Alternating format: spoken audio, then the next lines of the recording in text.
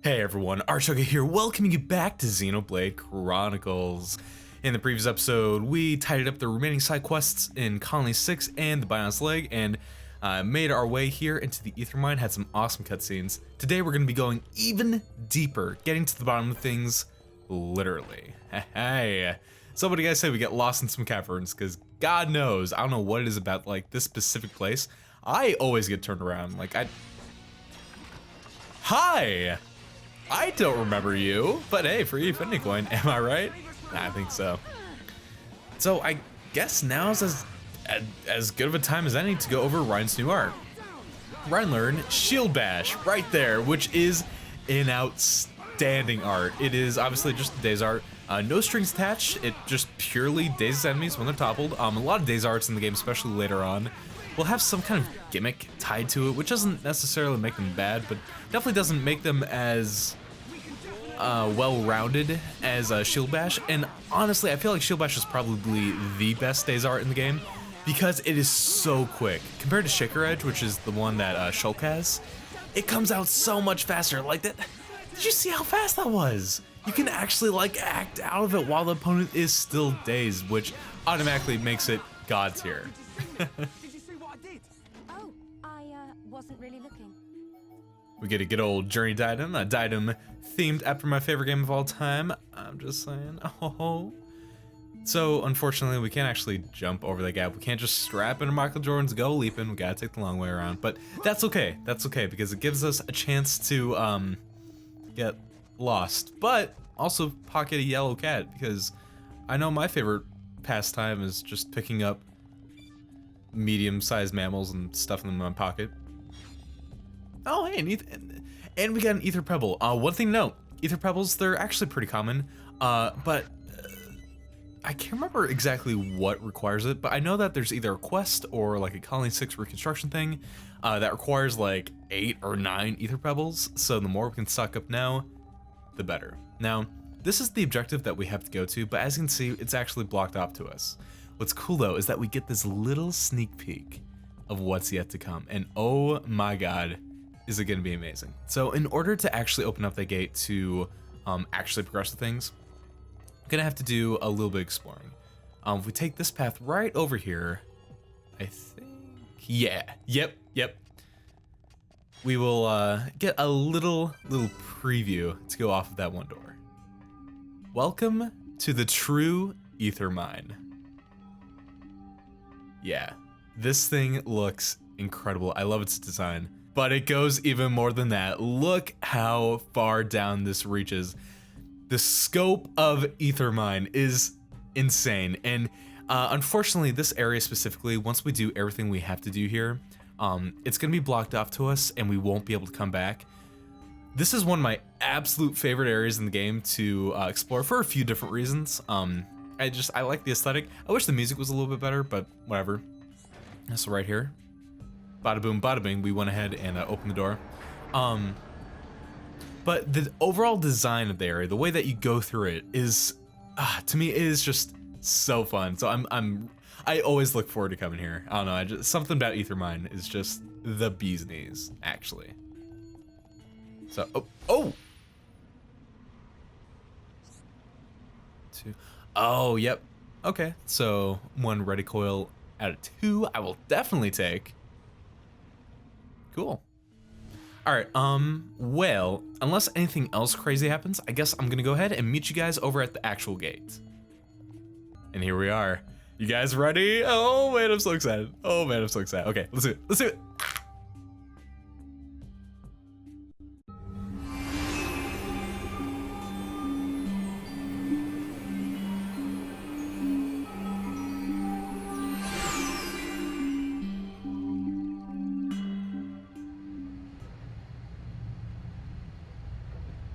We're here. The central pit.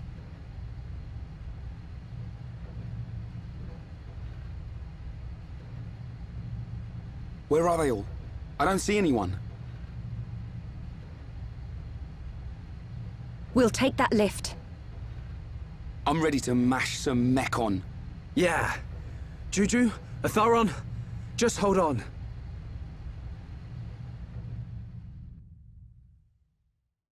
Actually, okay.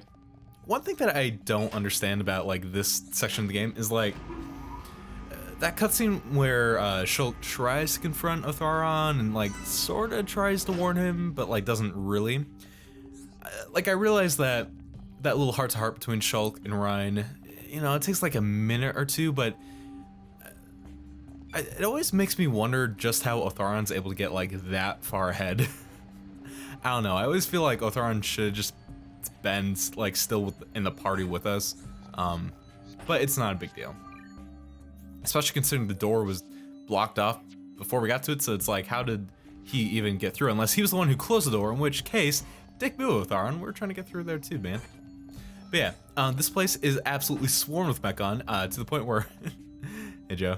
Hey Bob, how's it going, guys? Do you mind if I, Shulk, hero of the Homs, wielder of the Monado itself, the bane of your existence, the true tool capable of dismantling your entire operation? Do you mind if I take your ether? Yeah, they don't mind. They're pals. They're chums. They're the MVPs. Let's be real, guys. But yeah, unfortunately, I mean, I guess I'm glad that we got to do a little bit of fighting with Ryan at the beginning, but we're gonna be playing as Shulk for basically this entire episode. But yeah, we're gonna have some light platforming, and it's gonna be amazing. But before we get into the bulk of things, what do you guys say we get a little close-up tour? Guys, I only have one thing to say. I stole this idea from Chunka Conroy's on Let's Play, where he jumped off the ether mine, then showed the entire thing by falling down the entirety of its shaft. I'm sorry. I'm not. So yeah, the very end of that is actually the boss room that we're trying to get down to. So, oh man. Okay, well, let's, I guess, get into the thick of things. The main mechanic of Ethermine is that there are these giant pistons that you kind of have to avoid, but like not really. And actually what I like doing, I can't believe I kind of missed the rotation. I like running with them. They turn into like your own little personalized, what's the word for the treadmill? That's the one. Yeah. The other beauty of running along with this thing, first off, it does all the work for you, but second off, suckers. Yeah, it's really easy to push Ryan and Charlotte off, and it is amazing. It'll never get old, guys. It'll never get old to me. Okay, so if I had to have like any complaint about Ethermine, it's actually a pretty linear area. Although that said, there's gonna be a bunch of different little like branching dead ends that'll lead to different ether crystal deposits, which, I mean, honestly makes sense. I mean, it's the ether mines. I think it makes sense that there's gonna be a ton of ether for us to collect. And so, I mean, I'm already here. Oh, hey, ether pebble, I will take it. I mean, I'm already here. I'm gonna go ahead and just show us collecting the ether. That would just be silly for me to cut right there. But for the other future paths, I'll probably just cut like showing that stuff because, I mean, let's be honest, guys, as riveting as I'm sure watching me hit the A button to collect ether is, it's probably for the best for me to just save our time. Okay, personal lift number 2, numero dos. And of course, with every lift in this area, we're gonna get just a fantastic view. That hashtag aesthetic, I'm digging it personally. So you guys ready for some dank speedrunning strats? ArchTalko pro tip, do that. Yeah. I'm not actually sure if falling off the very edge of that cliff up there and then trying to aim for the item orb does, like, I'm not sure if that does enough fall damage to actually kill you. I feel like I have memories of that killing me, so that's why I went a little further down, but man, I don't actually know. I don't. Speaking of which though, like, speaking of the dank speedrunning strats, I feel like this game would be like really interesting to speedrun because, like, I mean, obviously if you were doing speedrunning, you probably wouldn't be doing a whole lot of, oh, rubber mantis. I have like the goofiest like cartoon image in my head. Look at shine. Hey, Love Crane, that was the second one we needed. Okay, sorry, I'm getting off track. Speedrunning. Let's talk about it. because I feel like you would have to find a way to route out at least a few side quests so you wouldn't get like, oh man, I was trying to solid sync my way through this guy. You probably have to like optimize some kind of route so that you wouldn't be like absolutely underleveled, because you fall too below enemy levels and it's actually like basically impossible to hit them without very late game gems. Wow, it is a part. How many people are gonna be fighting this?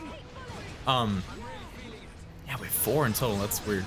But yeah, I don't know. And then like all different strats you could use with the platforming. I feel like this game has a little bit of like wonky physics stuff going on with it. So I definitely know that Xenoblade speedruns exist. I've just never watched one personally, but I don't know. After marathoning SGDQ for basically like its whole entirety back in June, I think was when it was going on. No, July. My bad. Got me really interested in at least wanting to try it out at some point, and by it I mean speedrunning, of course. Don't know if I'd pick Xenoblade. I feel like you know, you kind of have to work your way up. I feel like any kind of long RPG is more like a marathon, and you know, you don't just straight up run a marathon after 6 years of being a couch potato. You know, gotta work your way up to it. So I don't know. Leave a comment down below if you could. Wow, this music's getting intense, man. Oh, it's almost like there's a threat to our lives or something, which is clearly not happening. I mean, these level 21 scrubs ain't got nothing on us. But yeah, if you could speedrun any game, leave a comment down below. Let me know what you would. Jesus Christ, I cannot talk. Farts in my anus, yo. What game would you speedrun and why? Boom, words, I did it. Also weird, almost. I feel like maybe I should have actually cut out that fight, but you know what? Nah, it's all good. Let's stay alert and try not to, fall victim to that again. Personally, I think I would probably try Mario vs. Donkey Kong as my first. Just because it was like a childhood game that I played a ton of, but also... I got the birdie. I got the birdie. Oh, hey, okay. Now this little guy right here, this M32 transport unit, is incredibly important. This guy is my hero. Because he actually kind of solidifies a really interesting in-game lore-ish concept, if you will. And that's the fact that the mechon are very clearly using ether for something. That what he's transporting is, I think, very clearly some sort of like ether canister. And I think this really makes a lot of sense. First off, it explains, first off, it goes to show, like, yes, there is indeed a reason why the mechon were so hell-bent on taking over an ether mine. Also, ready for another dank speedrunning strat, except not all, because this leads to an optional path. Yeah, look at that. Actually, hold on, before I finish that thought, let me go ahead. I'm gonna go over to that path and get the booty. Yeah. Hey guys, you just chilling out? What? Yeah? What you guarding over here? Rumble cool, huh? What is they? Is it really that important, guys? For 3 of you? To just be patrolling? I mean, if it is, okay, but a piece of coal doesn't really. You'd probably be doing a lot more with your time than looking over a piece of coal.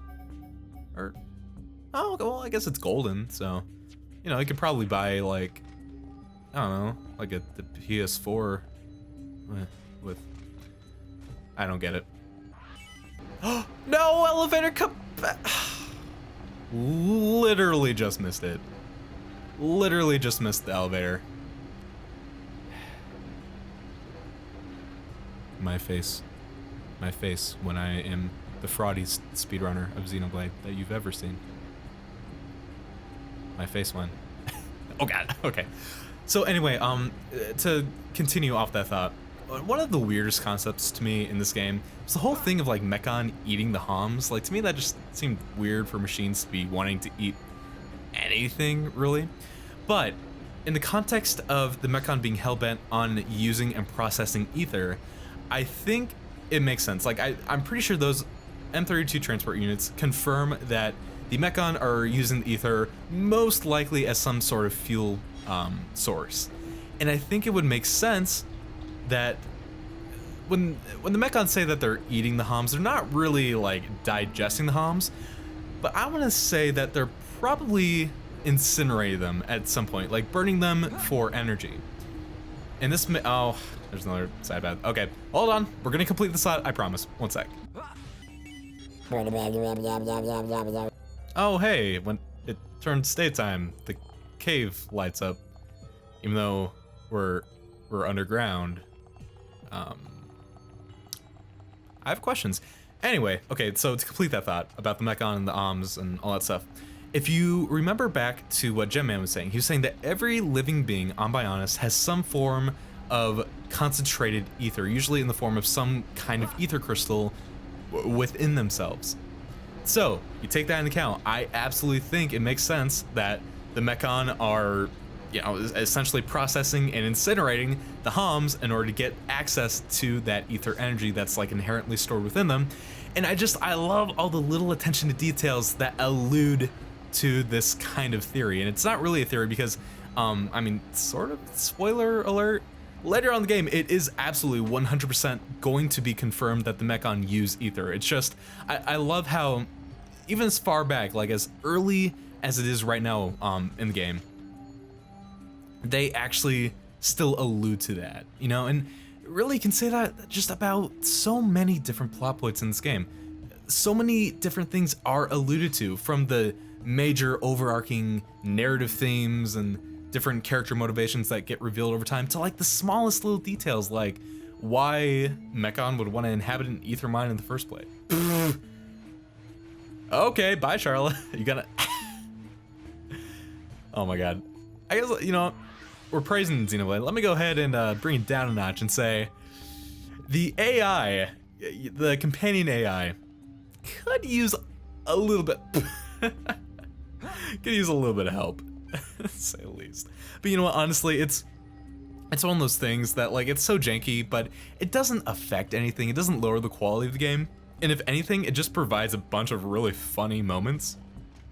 So even though it's, I guess you could argue it's an aspect of the game, the AI pathing, it's an aspect of the game that doesn't have the same level of polish as like literally everything else in the game.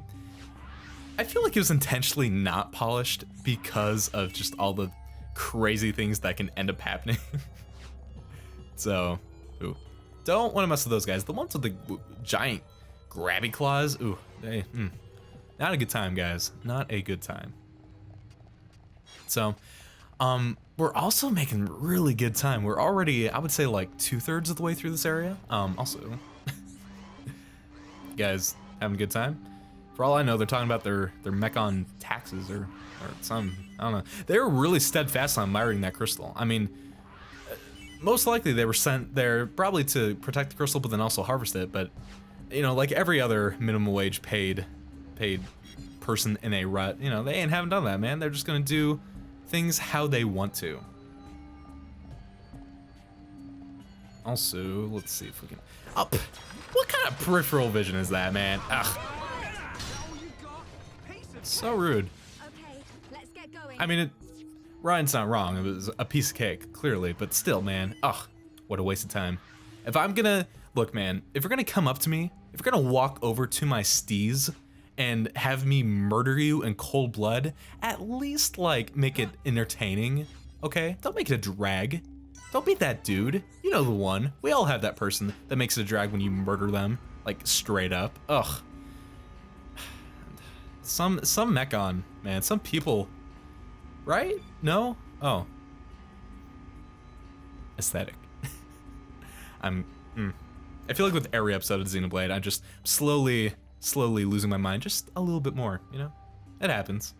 It happens. But yeah, this is actually the second to, but oh, why did I do that? Totally. That's what I get for talking and not concentrating on playing. This is actually the second to lowest lair. After this, it is basically a straight shoot down to that boss room that we saw when we committed Sudoku. Except we didn't really, it was just a Monado vision, you know? Shulk was like, oh, hey, while I'm staying here on the bridge, the Monado's gonna warn me that, bro, you probably shouldn't jump off and fall 16 stories. It might not be the best for your legs, you know? Your ankles might not appreciate it. Just like Ryan isn't gonna appreciate me giving him some slight nudges right here. Isn't that right, buddy? And guys, it never gets old. It never gets old. Also hope. Yeah.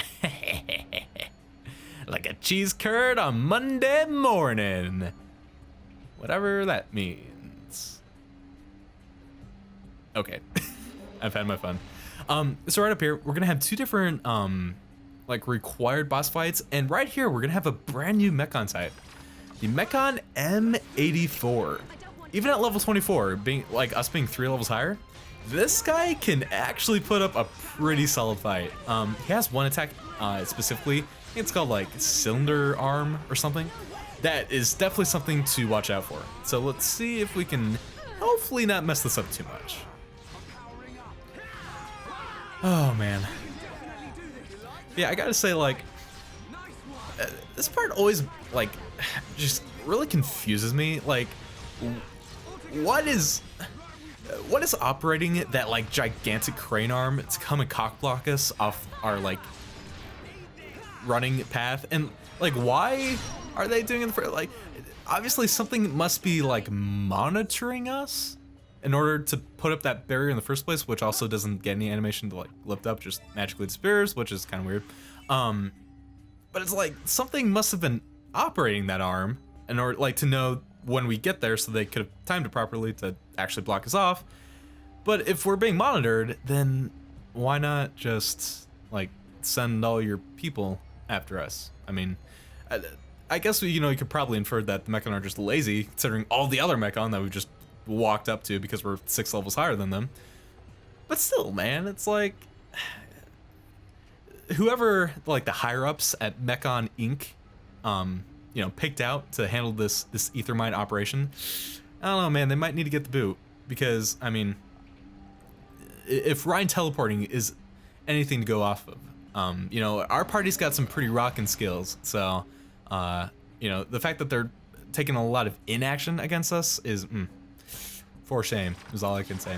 So up here, this is basically kind of like a mini boss fight. We got 2 M84s. If you thought the previous M84 was challenging at all, this one's gonna kick your butt, especially if you are actually like their level or a little bit below.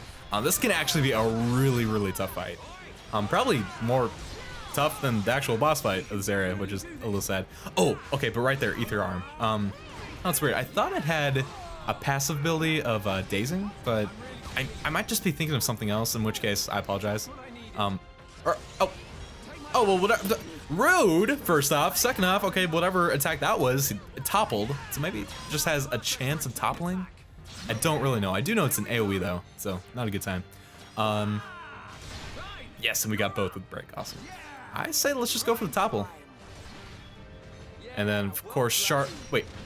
Oh, Charlotte's cooling off. Actually, I guess that's not a big deal, because it's not like she really would have done that much damage anyway. Just, would have been nice to tack on a little extra, but not gonna complain too much. Yeah, once Charlotte gets a few more arts, and later on Charlotte will actually get a Daze art, which will help immensely with chain attacks. God, Charlotte, or not Charlotte. I just called Ryan Charlotte. I was gonna complain about him getting toppled again. What a guy, am I right? Wow, actually, he's getting a little low on health. I'm actually pretty impressed. Good on you, Mechon M84. Hey, yes, and we got it in time. Again, man, Shaker Edge, such a long windup. I was actually scared that, the topple was gonna wear off before we could even get it off. God, Cylinder Hand, man. Awesome. Okay, and that is essentially the final challenge. I noticed that Charla, yeah, ooh, and yep, and she got the one that increases her ether, which is bueno. Yeah, let's do the physical protect Battle of Indy. I think it's like 50% chance of that going off, but still, it's a pretty solid skill to have. So yeah, let's definitely work towards it. Now, one thing I guess I should note real quick. There's basically 2 ways to level up skills. You can either do it the way I do and switch to a new one every single time, or you can just stick with like one path and like allow that to level up all the way and then pick another one and basically go down like a straight line. I prefer the like switching after everyone, because like numerically it just gives you a greater amount of skills for you to have on the character. The downside to doing it that way is that as you level up one branch more, the skills that are lower down are a lot better than the ones up top, so you get a lot better quality ones. So I just thought I'd mention that. But anyway, guys, we did it. As soon as I hit this elevator, we'll be on our way to, well, to greet Juju and the face mechon that's guarding him. So anyway, that's gonna be it for the day. Thank you all so much for watching me play, and in the next episode, we're gonna see if we really can change our fate. Or Juju's, in this case, I guess. Yeah.